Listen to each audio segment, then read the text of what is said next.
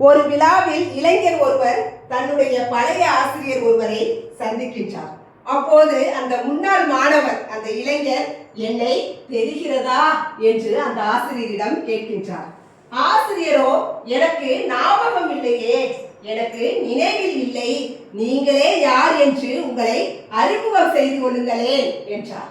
அதற்கு இளைஞன் ஆசிரியரிடம் நான் உங்கள் முன்னாள் மாணவன் சார் என்றார்.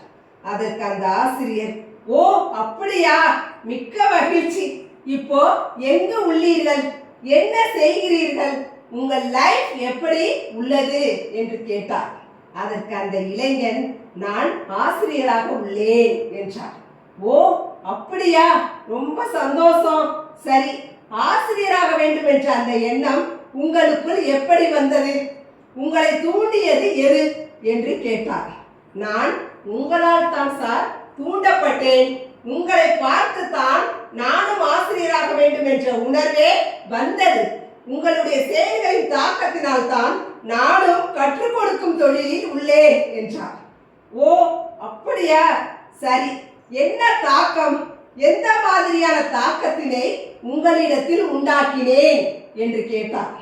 நான் உங்களுக்கு ஒரு கதை ஒன்று சொல்லட்டுமா சார் என்று சொல்லி கதை சொல்ல ஆரம்பித்தார் அந்த இளைஞர்.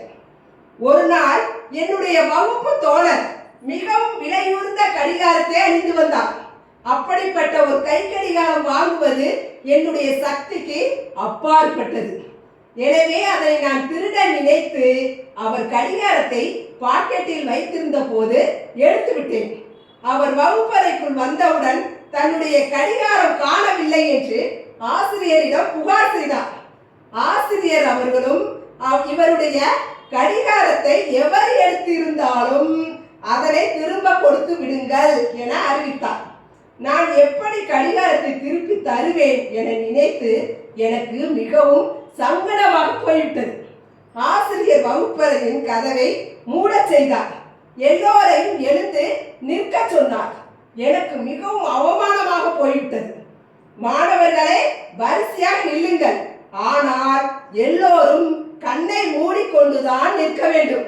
ஒவ்வொருவரின் பாக்கெட்டுக்குள்ளும் அவர் கையை விட்டு பார்த்து கொண்டே சென்றார். என்னுடைய பாக்கெட்டுக்குள்ளும் கையை விட்டார், கடிகாரத்தையும் எடுத்துக்கொண்டார்.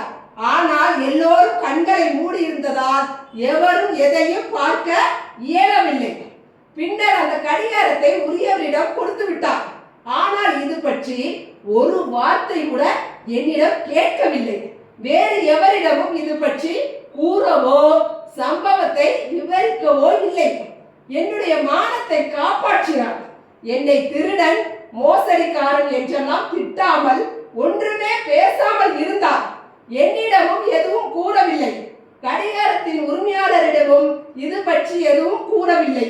இது எனக்கு ஒரு செய்தியை கற்றுத்தந்தது, எனக்கு ஒரு பாடத்தினை கற்றுக் கொடுத்தது.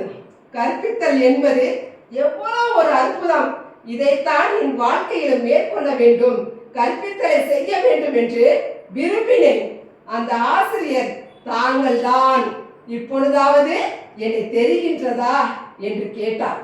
அதற்கு அந்த ஆசிரியர் மீண்டும் எனக்கு எதுவும் நினைவில் இல்லை, நீங்கள் யார் என்பதும் தெரியவில்லை என்றார். அதற்கு அந்த இளைஞன் கேட்டான், ஏன் தெரியவில்லை என்று கேட்டார். அதற்கு ஆசிரியர் சொன்னார், நானும் அந்த சமயத்தில் கண்ணை மூடிக்கொண்டிருந்தேன் என்றார். ஆக ஆசிரியரும் குழந்தைகளுக்கு, மாணவர்களுக்கு இரண்டாம் பெற்றோர்.